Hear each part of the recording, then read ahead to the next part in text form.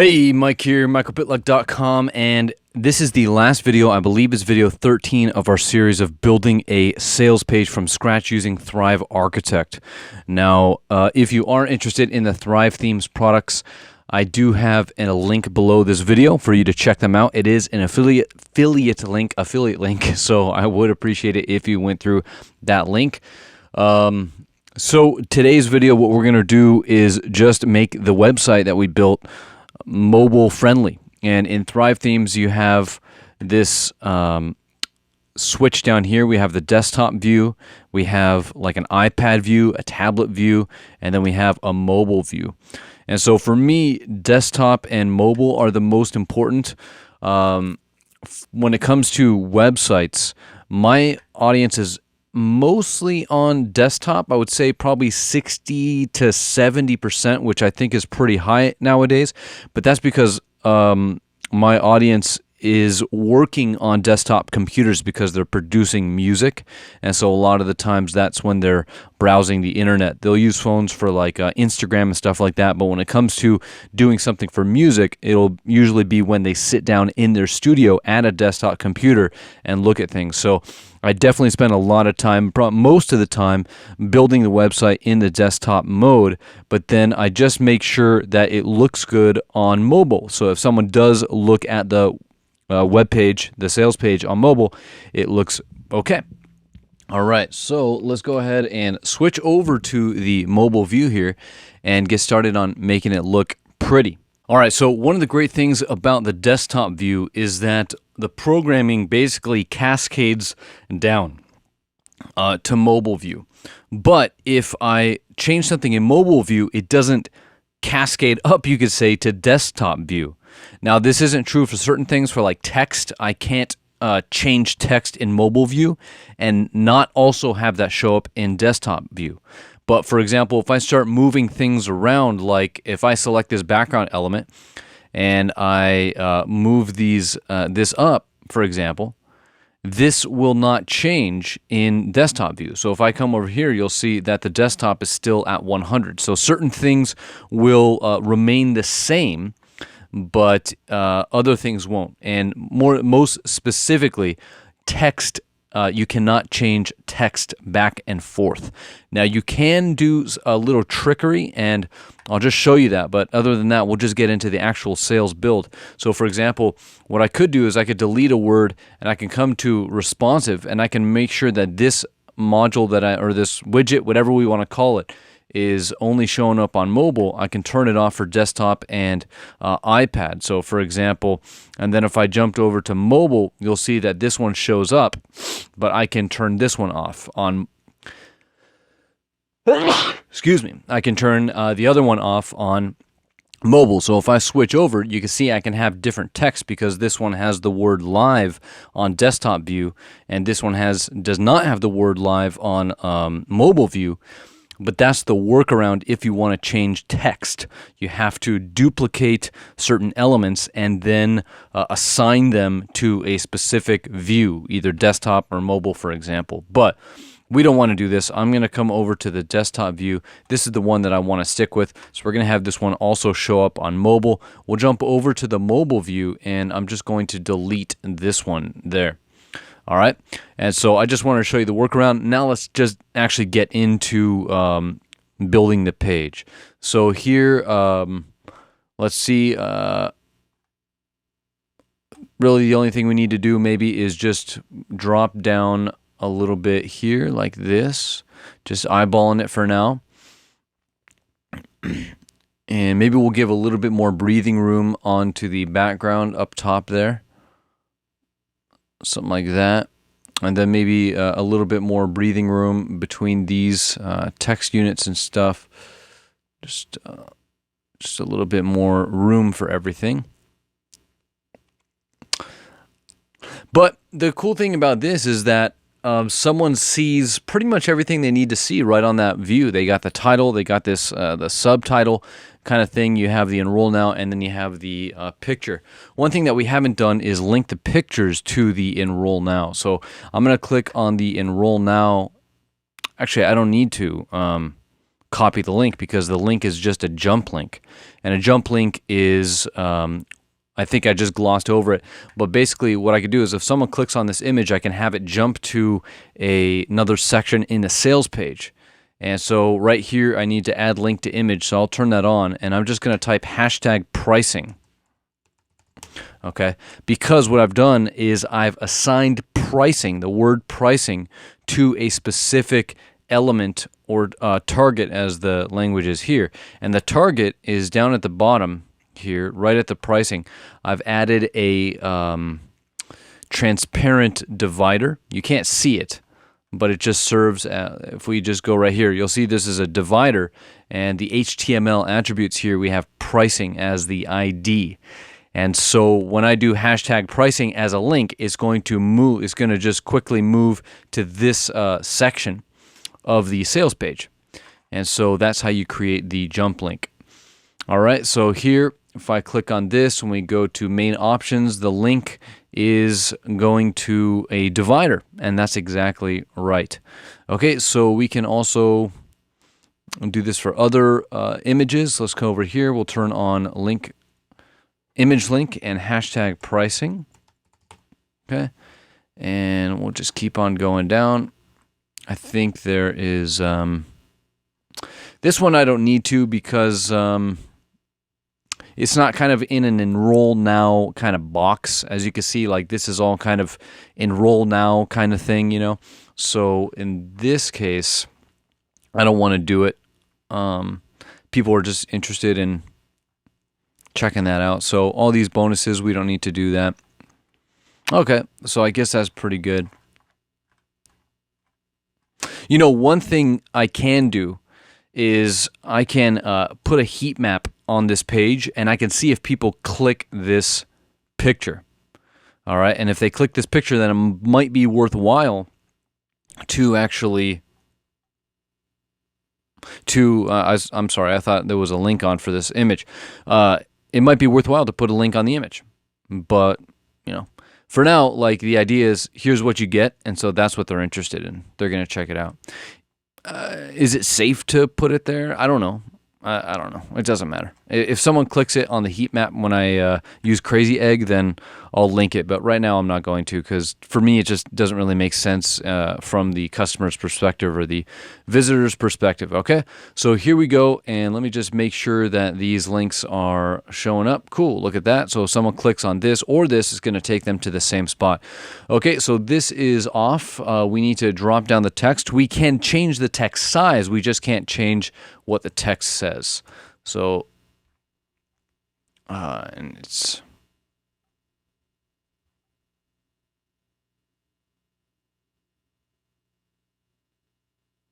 and for some reason it's changing the line height instead of the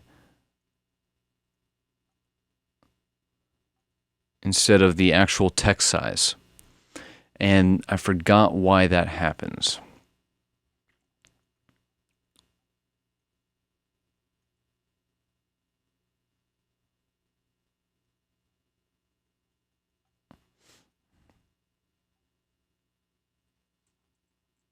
Okay, so that works. So what about this?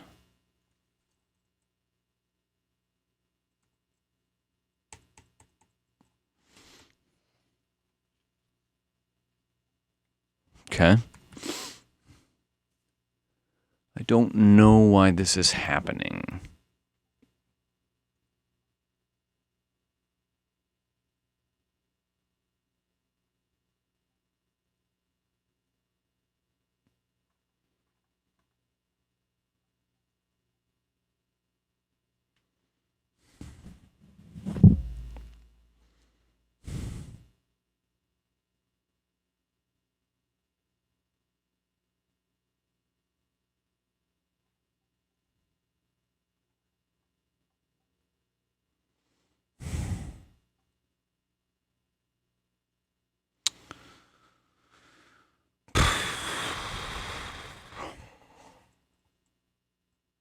All right, I can change the font size there.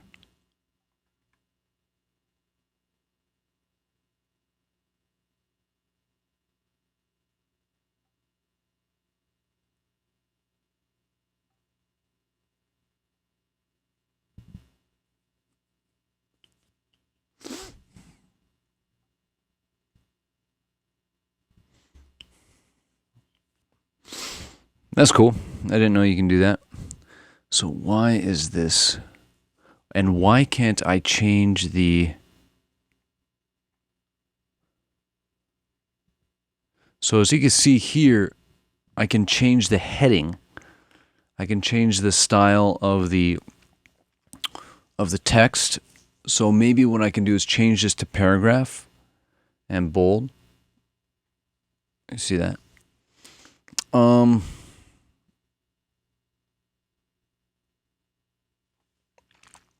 And this is 32, so maybe I could just change this to paragraph as well. And then bump this up to 32.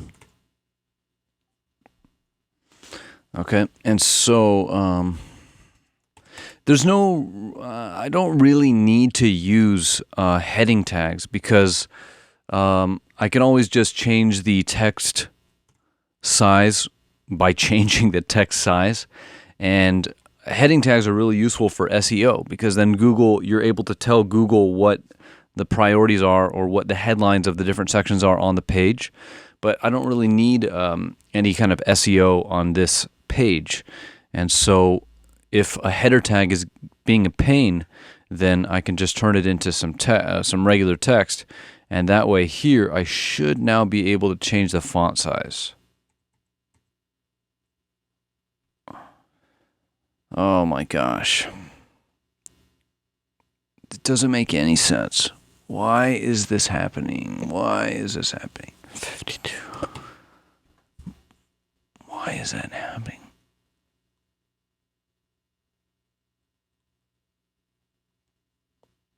Font size. I've encountered this before and I still don't know why. Okay. Jeez. Okay. What if I just do one word? Okay, so one word works. Okay, what about 2 lines? Okay, that's good. Okay, what about the top line? Okay, the top line. Okay, so I'm able to do...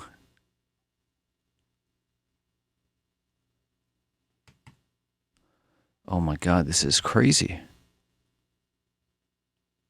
So maybe I'll just do 1 line at a time. So I guess that's just how it's going to be.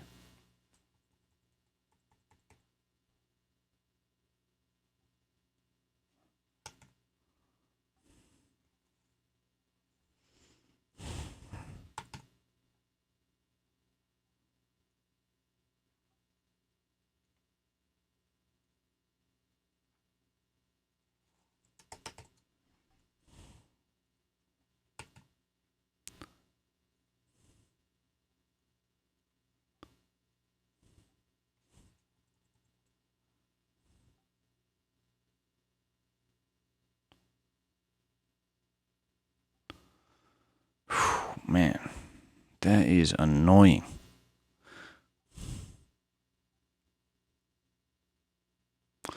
All right, well, at least we got it. See, so what's the problem? I'm struggling to finish tracks and all this stuff. All right. And please let me change the font size here. There we go. And the other one was 45. Let's do this one, 45. And we'll drop the line height here.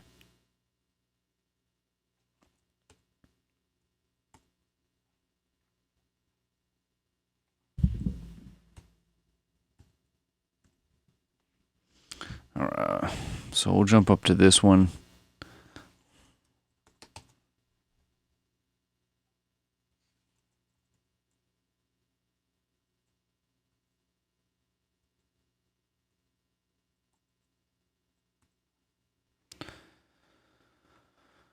All right.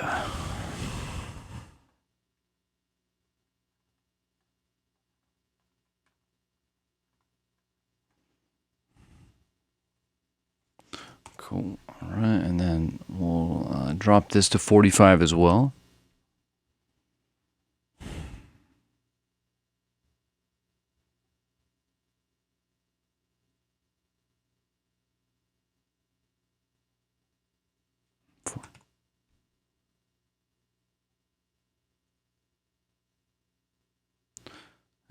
go down to 1.2. Oh my gosh. Okay. And then, okay, look how bad these are. So all we need to do here is just add a little bit of margin on these guys.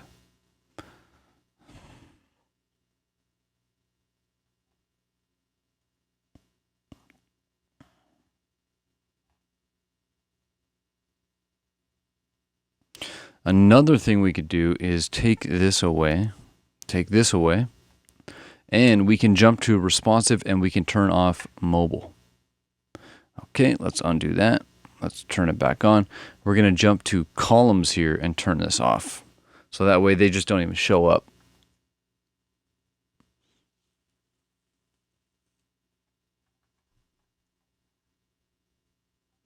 Introducing start to finish. Okay, let's drop this a little bit.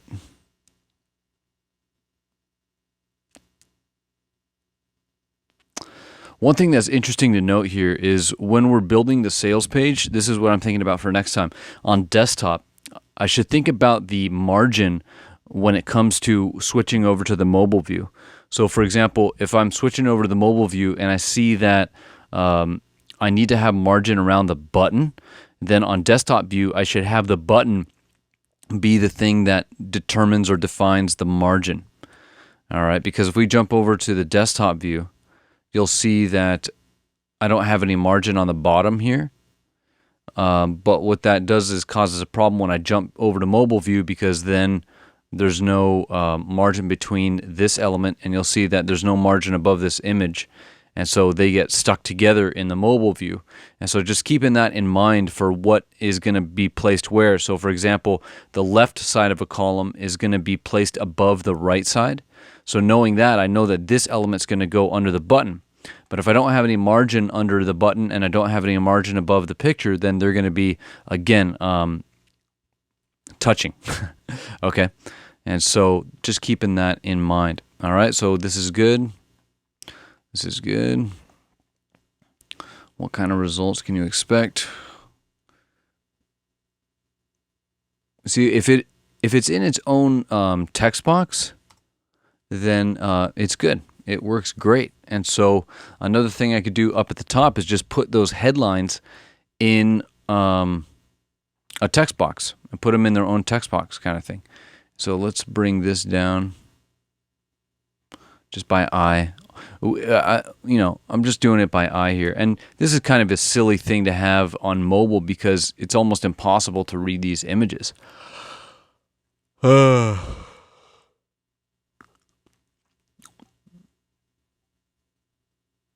So that's 25, and we can drop this a little bit.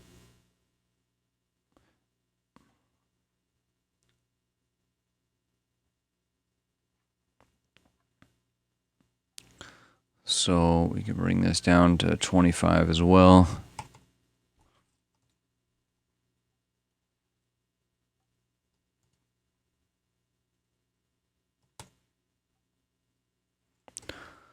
And then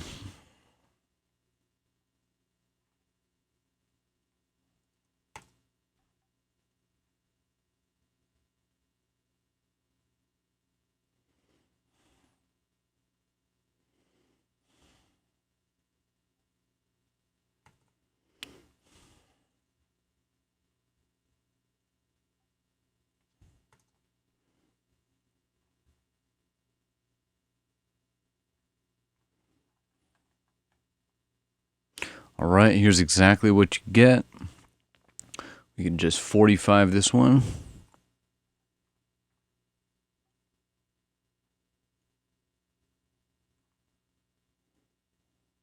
Let's look at the layout here. Okay.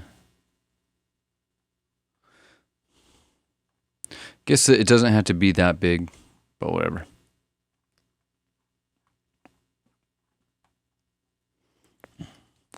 $45. Okay, cool. So this is what we need to fix. So I need to come over here and watch this. This is going to be kind of a pain, but so if I get this content box, I need to put a content box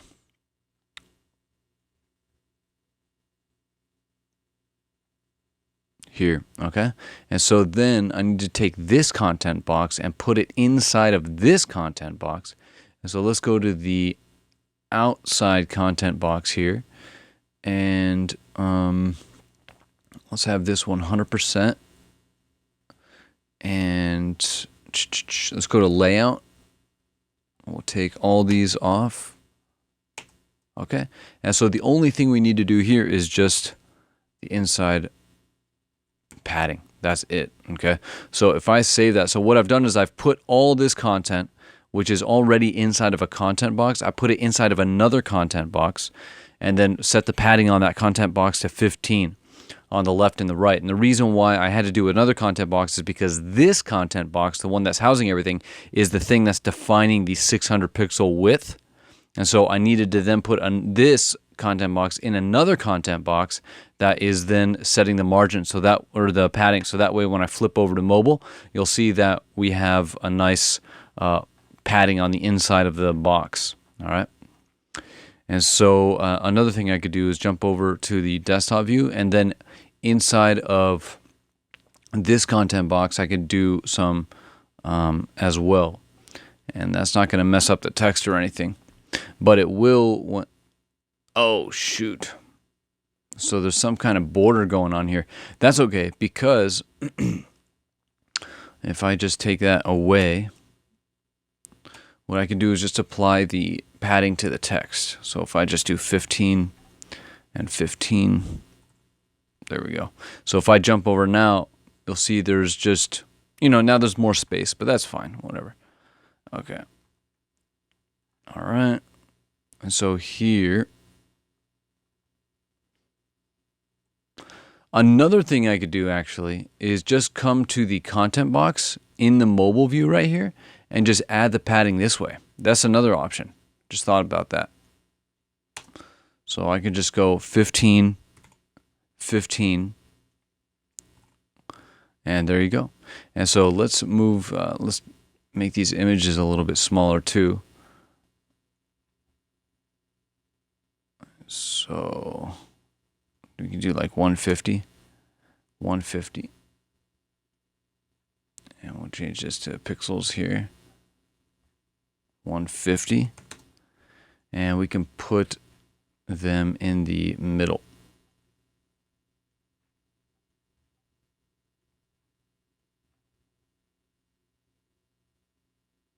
Okay, let's hop over here really quick. Okay, that didn't screw anything up, so that's good. All right, see, yeah, let's just add the padding in the actual mobile view. Although I don't think it's that clean to do it this way. I'm tired, so that's how we're gonna do it. So 15, 15, even in the text right there. All right, Secrets of the Groove, nice. So we get that nice padding in there. Same thing. So 15, 15. And then content box, 15, 15. All right.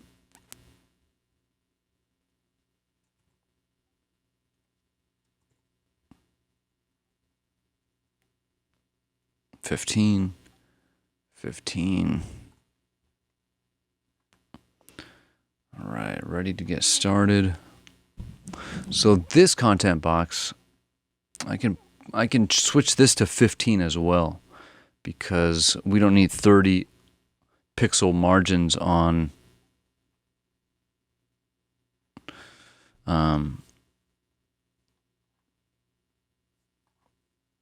we don't need 30 pixel margins on mobile. 30 pixel padding on mobile, I mean. All right, so okay, so this is the column. All right. So same with this. Switch this to 15 and 15.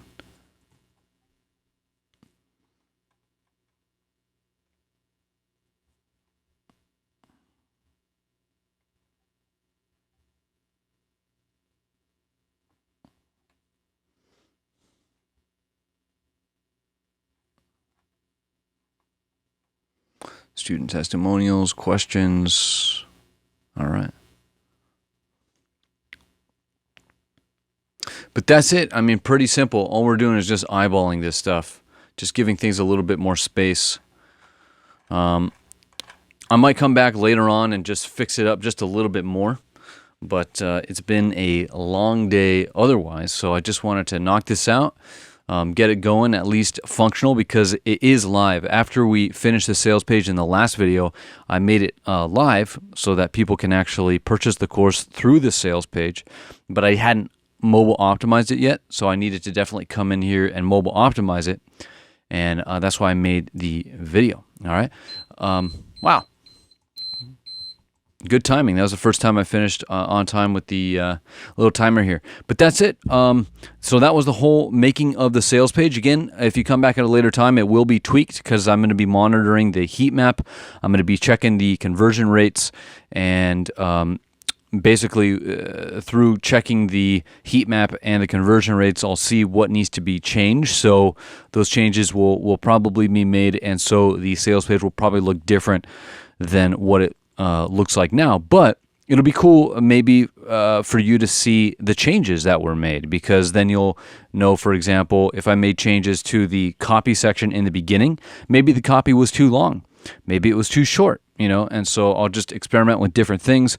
Obviously trying to increase conversions, because the last thing that I want is my copywriting or the design to get in the way of someone actually taking the course. And that's kind of what it boils down to, is if I'm not able to connect through the copy, or if I make a bad design, then someone might be turned off who would otherwise have been helped by the course. And that's just kind of the nature of the game. But that's why it's important to monitor the conversion rates and the heat map, so you can see maybe what's causing people to kind of turn away, when, of course, you think that they would benefit if they didn't turn away. And so that is again, the name of the game. But I hope that you enjoyed this series. We're using Thrive Architect. I do have an affiliate link for Thrive Architect in the video description below, so if you're interested, I would appreciate it if you go through that link. But we're going to call this series done. Thanks so much for hanging in there, sticking in there. If you watched the entire thing, you're insane. But hopefully there was enough for you to jump around and check out. And I'll definitely have some links and stuff underneath the video for specific things that I'm working on, although you already know that. There's no reason why I should be saying this at the end of the series. All right, that's it.